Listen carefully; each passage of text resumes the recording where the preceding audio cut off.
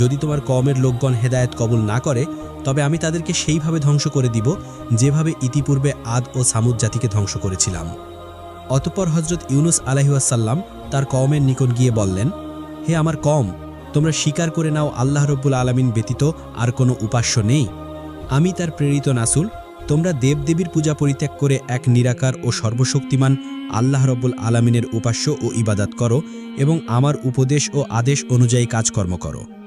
কিন্তু কওমের লোকগণ তার কথার প্রতি কোনো কর্ণপাতই করল না, বরং তারা জবাব দিল, হে ইউনুস, তুমি যদি আমাদেরকে টুকরো টুকরো করে ফেলো তথাপিও আমরা তোমার কথা শুনে আমাদের পূর্বপুরুষদের ধর্ম ত্যাগ করব না এবং আমরা কোনোদিনই দেবদেবীর উপাসনা ছাড়ব না।